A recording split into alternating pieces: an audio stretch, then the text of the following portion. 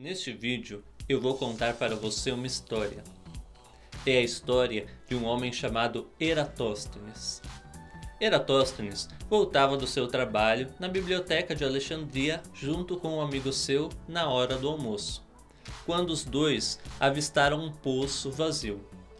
Eratóstenes foi conferir o poço e ele percebeu que o poço estava completamente iluminado pelo sol, não havia nenhuma sombra.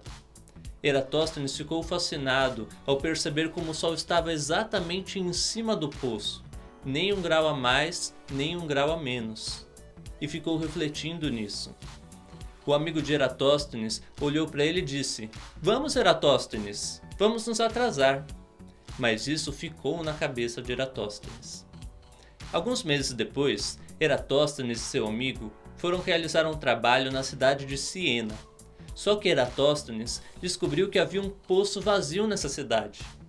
Assim, na hora do almoço, ele insistiu que o seu amigo o levasse a esse poço.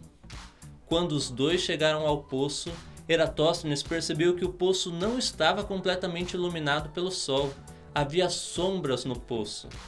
Eratóstenes olhou para o seu amigo e disse: "Veja, que coisa impressionante!" O amigo de Eratóstenes olhou para ele com uma cara estranha e disse: "Está louco, Eratóstenes? É só um poço vazio." Mas será que era só um poço vazio? Para uma mente comum, sim, mas não para uma mente matemática, como era a de Eratóstenes.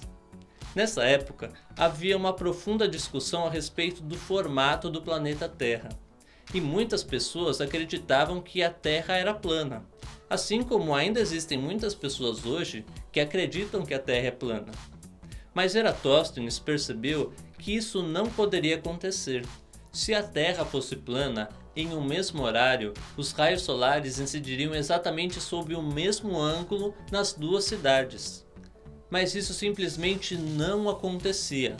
Na cidade de Siena, o Sol incidia sob um ângulo ligeiramente diferente.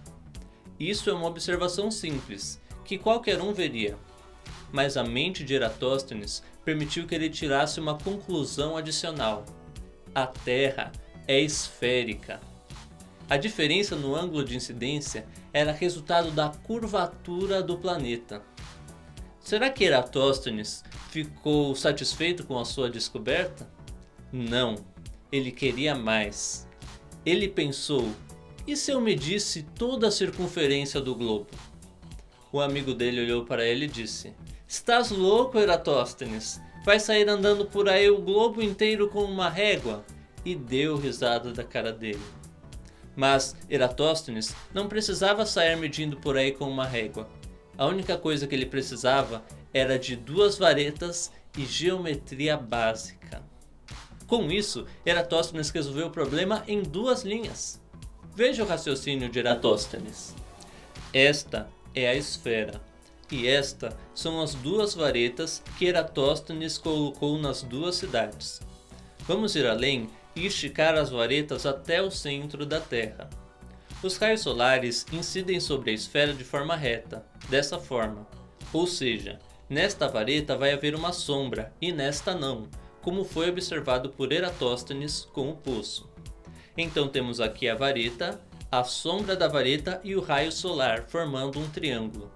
Eratóstenes mediu a vareta, que tinha medida x, mediu a sombra da vareta e encontrou um valor y. Como ele sabia o teorema de Pitágoras, ele sabia que o valor da hipotenusa era a raiz de x ao quadrado mais y ao quadrado. Dividindo o tamanho da sombra pela hipotenusa, ele encontrou o seno desse ângulo, que é o mesmo que esse ângulo, e deduziu que o Sol incidia sobre a vareta a um ângulo de aproximadamente 7,2 graus. Voltando à esfera, temos aqui a vareta, a sombra e o ângulo calculado por Eratóstenes. Observe que é um problema em que uma reta cruza 2 retas paralelas, e quando isso acontece, esse ângulo aqui é o mesmo que esse ângulo aqui, ou seja, 7,2 graus. Como Eratóstenes sabia que a distância entre Alexandria e Siena era de 800 km, uma abertura de 7 graus equivalia à distância de 800 km. Logo, dando uma volta completa, 360 graus, isso equivaleria a uma distância de... Essa é fácil. 40.000 quilômetros. O que é incrível na medida de Eratosthenes é a precisão. Calcula-se hoje, com a ajuda de satélites, que a circunferência do planeta seja por volta de 40.074 quilômetros, ou seja, um erro ínfimo comparado com o que Eratosthenes já havia calculado. Esse número podia não ter tanta utilidade na época, mas conforme a humanidade progrediu, nós passamos a ir de avião aos lugares, por exemplo, e informações como a circunferência do planeta se tornaram simplesmente indispensáveis. Usando apenas algumas ferramentas matemáticas básicas, Eratosthenes conseguiu ir aonde era impossível e compreender melhor o mundo onde vivia. Isso se chama capacidade de abstração. Utilizar o raciocínio para identificar analogias e tirar conclusões que lhe permitam compreender melhor algum assunto. E Eratosthenes fez isso simplesmente observando um poço. Coisas cotidianas podem esconder um grande significado. Por exemplo, você sabia que misturar o açúcar do café em círculos é a forma menos eficiente? O açúcar fica todo no fundo da xícara. Se você mistura o açúcar em movimento reto, é demonstrado que você cria um fluxo de mistura muito mais eficiente. Se você se aprofunda um pouco mais nisso, você vai adentrar em um campo matemático chamado mecânica dos fluidos, que modela o modo como os fluidos se movimentam. E a mecânica dos fluidos desenvolveu equações que são utilizadas pelos computadores na previsão do tempo. E a coisa nunca para.